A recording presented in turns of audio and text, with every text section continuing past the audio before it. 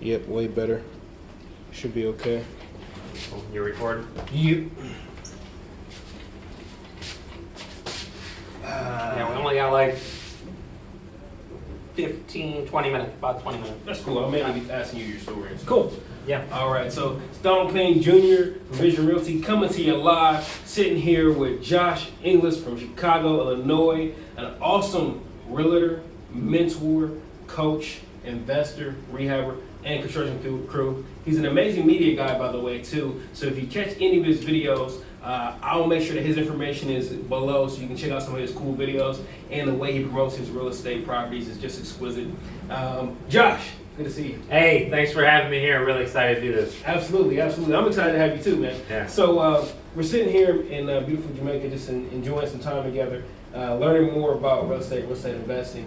And so, Josh, tell me a little bit about your journey. How did you get started in the business? So I started with, I do a lot of interviews myself, so a lot of people tell me they kind of have a similar upbringing, but I read a book called Rich Dad, Poor Dad Oh, yeah.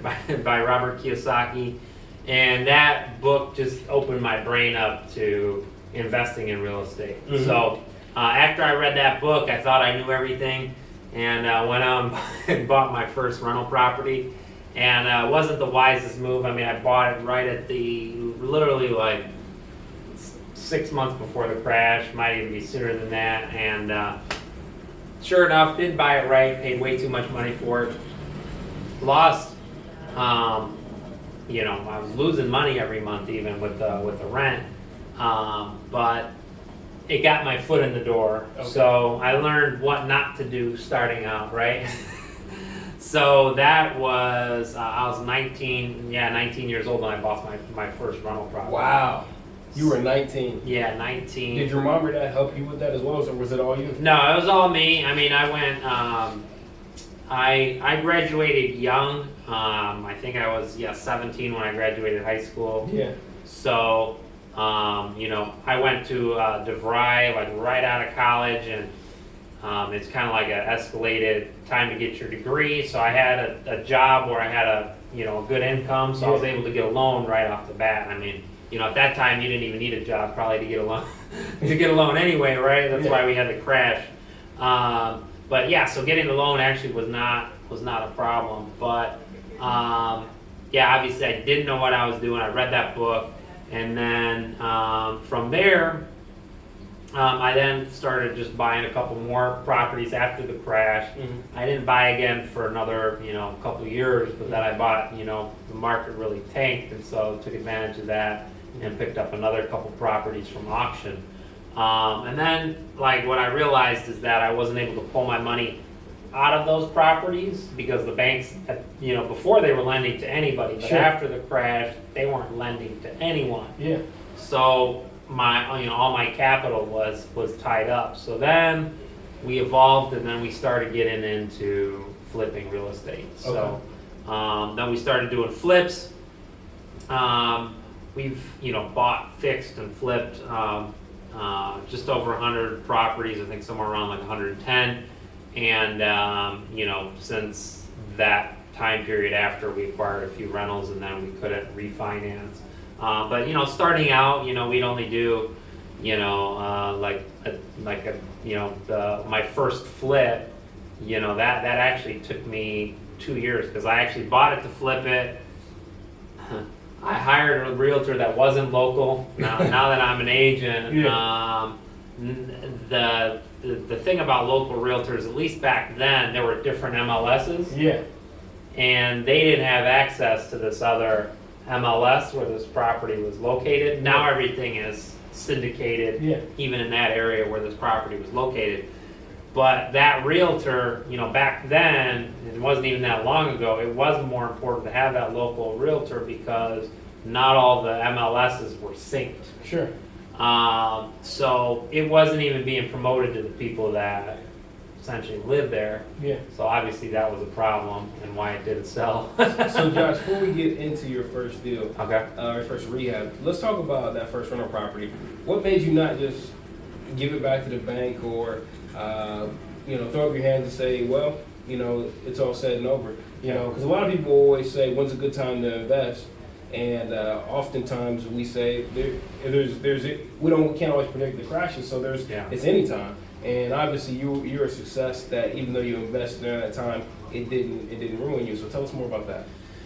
Yeah. So essentially, my first rental, I didn't want to walk away because I wanted to keep investing in real estate. So I knew if I messed up my credit, I didn't even know that private money existed and all that. Yeah. So I figured, if I walk away from this, I'm not going to be able to get a loan for another property. So yeah, we've never defaulted on any loans or missed a payment or anything like that, just because I've always tried to keep my credit history strong, so that way I'd be able to buy and get traditional loans. So it was more like, for me, it was just more of a strategic thing. Looking back in hindsight, probably would have made more sense to do that at that point. But when I say I'm going to do something, even if it's a bank, I want to pay it. Absolutely. Pay it back. So whatever happened to that property? We just sold it last year, actually. So for a profit?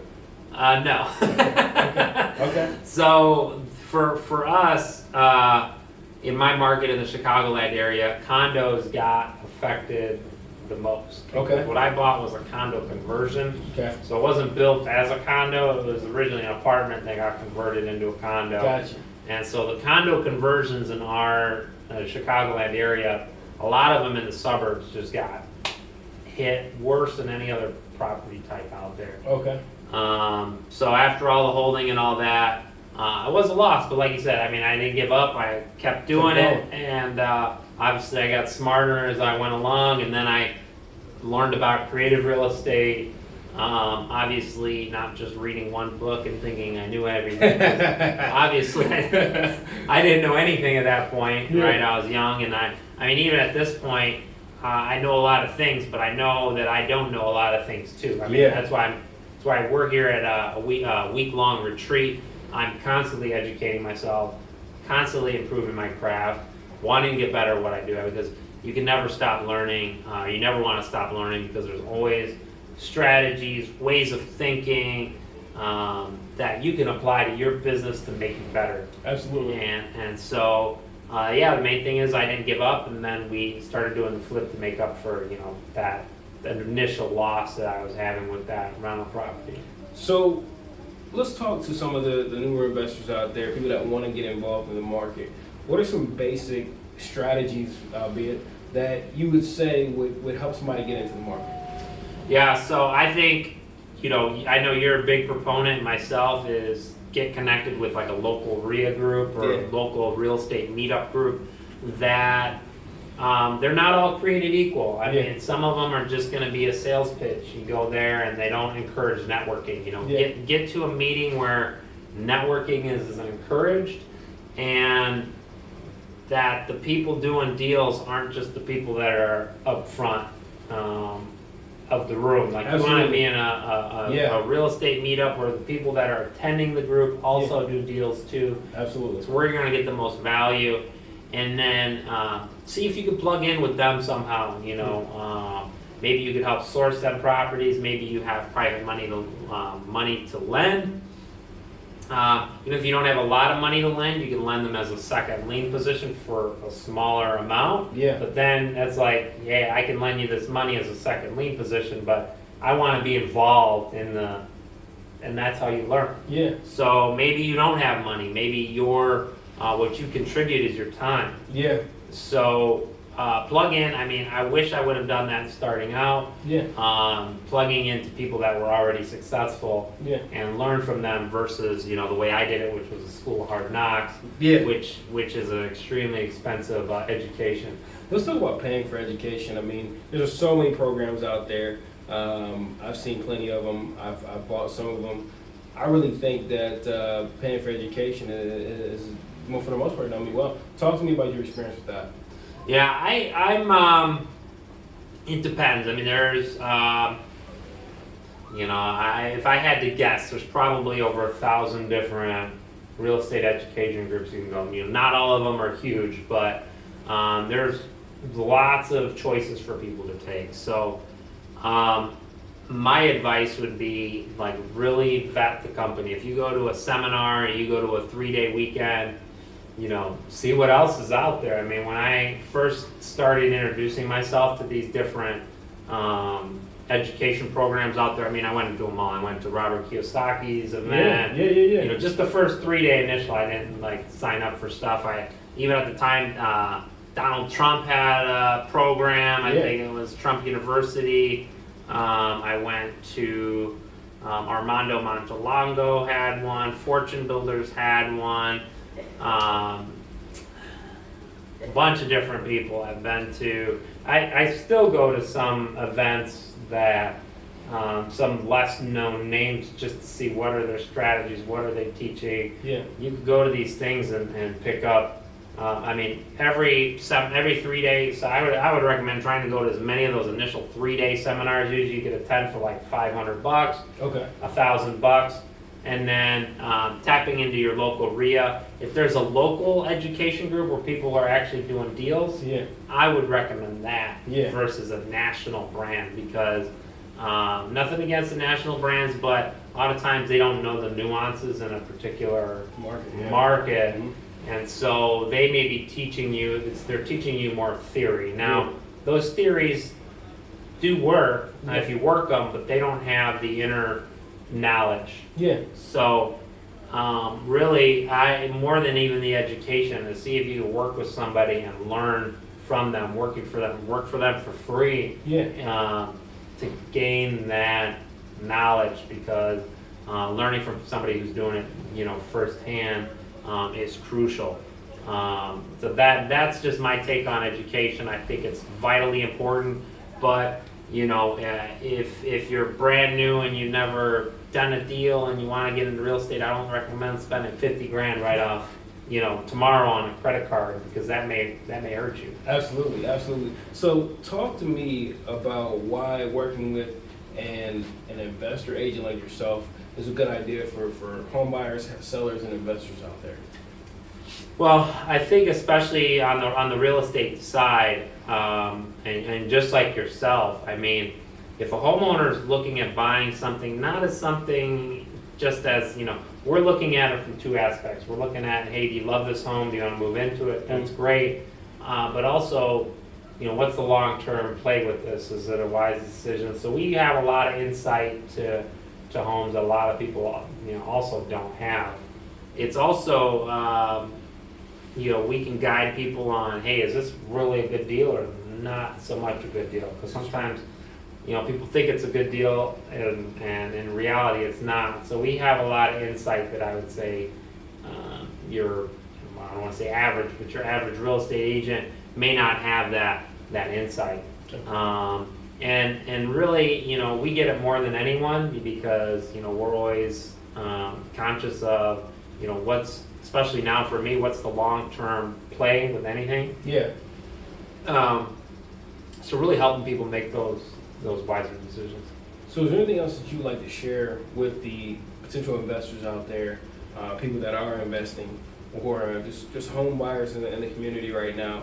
Is there anything else you want to share with them? Yeah, I mean, I think if you're a home buyer, you should definitely, I don't know, in Ohio it's probably the same, but in Illinois, the sellers pay for the realtor commissions for both sides. You're the same. So if you're a home buyer and you're, what I'll call, a family, or you're looking, definitely utilize the expertise of an agent. It doesn't cost you anything. The seller's paying for that. Like I said, look for an agent that has a little bit some experience, or somebody, if they're brand new, if they're they gotta have some sort of hunger or drive. But obviously, I'd recommend working with somebody with some experience to really help you get that insight. Working with someone like yourself or me. That will give you kind of all aspects of what is the potential with the house, what's the long-term play. If you're looking at condos, taking into consideration, does this place allow rentals? Because let's say you buy a condo. Let's say you're a young family, and condo rules do change. But let's say you're looking to buy a condo. and they don't allow rentals and the market crashes. Mhm. Well, you're going to be, you know, like with me, you're going to be stuck with that. Imagine if I bought that condo in an association that didn't allow rentals. That'd be tough. Then, I mean, I would have had to let it go. There would have been no other option, and that Yes. would have destroyed my credit. Yeah. So little things like that are Yeah. really important to, and a good agent is going to help you make those decisions. Those wise decisions. Josh, thank you so much for spending time with us today. I feel like the information you provided was impactful. You know, for all our home buyers and investors out there that work with a good agent, to also pay attention to the market signs. And even when you're investing, it's okay to make mistakes. It's okay to be scared, but keep going. Yeah. So, Josh, thank you so much for being with us. Thank Josh you, brother. English from Chicago, Illinois. Great teacher, coach, investor, real estate agent, and media mogul. This is Donald Payne from Vision Realty. We'll catch you later. Like, share, comment, and love.